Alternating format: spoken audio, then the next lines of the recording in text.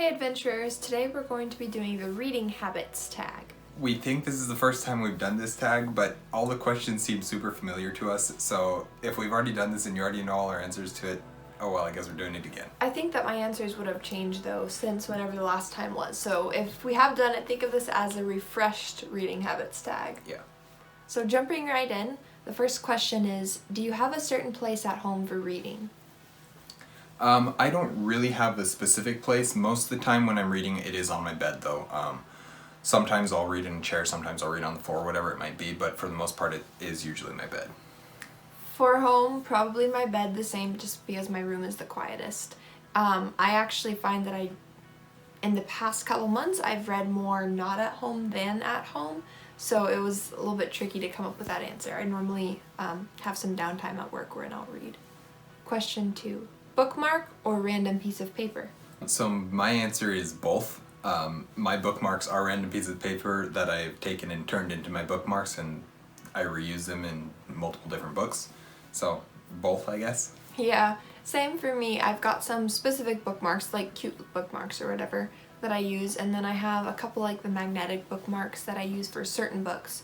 And then if I'm not at home or I'm in a weird spot in my house, I'll just use whatever I have on hand. Can you just stop reading, or do you have to stop after a certain chapter or amount of pages? I can stop reading, but generally I try to get to the end of a chapter just because it makes it easier for picking it up the next time, because you're starting a new thought rather than finishing what was going on before that you may have forgotten a little bit of. So I tend to try and get to the end of a chapter, or oftentimes there's breaks in the middle of a chapter and I'll try and find one of those. But I can, and with some books I do just stop when I'm like, okay, I need to just be done. Yeah, very similar answer. I can stop if I need to, if I'm called or something and I need to run. If it's a book I love, I will probably end up reading for a while before I get tired of it and end up stopping. If it's a book that's boring me, I may just randomly drop the book for no absolute reason and then question why I did that. So it just depends on the book and like what's going on around me and stuff like that. Do you eat or drink while reading? The answer is not really. I will occasionally drink tea or eat a cookie or something like that, but usually if I'm reading, I don't like to have the option of getting something on my books, so I want to keep my books clean. Tea and biscuit? Yeah, pretty much. I don't typically read or drink anything while I'm eating. That just ends up really bad for my book or my phone or whatever I'm reading on. It just doesn't work out well. Okay, I mean, I do it, but it's not smart. Multitasking. Music or TV while reading? No, not usually. Definitely not TV. Music I can if it's classical or soundtrack without lyrics. If there's lyrics, I can't do it unless it's somewhere off in the other part of the house where I can't really hear the lyrics. I can just kind of hear the music. But generally I prefer not to have music while I'm reading. I can't do TV while I'm reading. I won't actually understand what I'm reading. I can do music, and occasionally I will if for some reason I want to be overstimulated. I will do that on occasion. But yeah, I tend to just prefer quiet. One book at a time or several at once? So for me it always used to be one book at a time. I'd read one book and I'd finish it and I'd go on to the next book. But I started listening to audiobooks a lot more, and so now I do one audiobook and one physical book at the same time. And so now multiple books at once, but it's still only one of each at one time. My answer is actually the same, but swapped. I don't know. I used to read a whole bunch of books at once, and now I try and keep it to one book at once, or maybe like an audiobook and a hard copy. But I don't end up finishing books if I have more than one, because books are disappointing sometimes. Reading at home or everywhere? Usually my reading consists of at home, and that's only because when I'm not at home, it's because I'm working or I'm doing school or I'm busy, something that I can't actually be spending my time reading.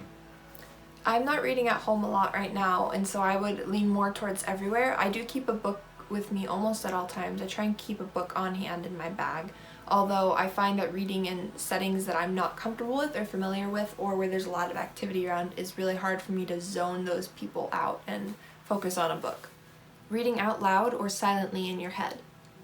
Actually, I do sometimes read out loud and do narrators and the voices and different things for the characters, different accents, but for the most part it's usually in my head.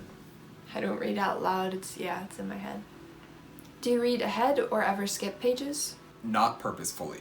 I hate reading ahead. It makes me so mad when my eyes jump down, and because sometimes you can't control it, and sometimes it's just like, oh, I saw something I didn't want to see. But generally I try not to jump ahead or read ahead, and I definitely try not to skip pages. It has happened in the past. I've skipped entire chapters in the past, and I'm like, what is going on? I don't understand now. But as much as I possibly can, I try to read every word on every page. I don't typically read ahead. If I'm in a very suspenseful section of a chapter, I do tend to turn into like a skim reading or speed reading, and not speed reading because I don't comprehend it all. And I'll skip down to the end of the suspense, essentially, and then I'm like, oh, cool, that's what happens, and I go back and read what happened, actually. And I usually regret skipping ahead just because you don't get the same novelty of the read. But, typically I don't skip much. Depends on the book. Breaking the spine or keeping it like new? This depends on the book to some degree. If it's a nice sized, fairly floppy, soft paperback cover, then I will try and keep the spine pristine. But some of them are just, there's not enough space, and so you have to crack the spine in order to actually read the words. So it depends on the book.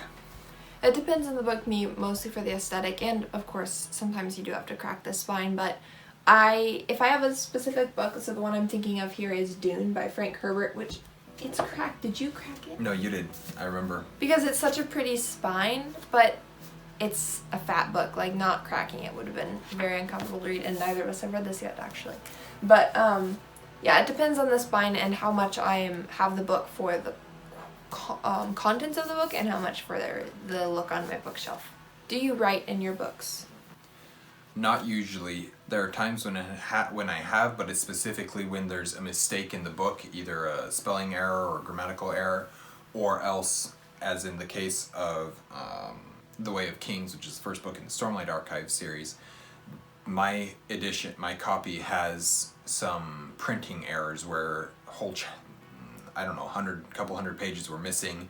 Some of them were placed, some of them you were in the book twice, and so I kind of I marked it in my book so that I knew where to skip to in order to get to the right place. But there was just missing chapters completely that were replaced by chapters that I'd already read and stuff. Typically I don't write in my books. In my fiction, no. If I'm reading a self-pub, I do have a habit of being very pleased with the grammar mistakes I find, and I'll circle those. And I do write in nonfiction as well. But yeah, not in fiction. I like those pages clean. So that's it for the Reading Habits tab. We hope you enjoyed it. Thanks for watching. Stay warm.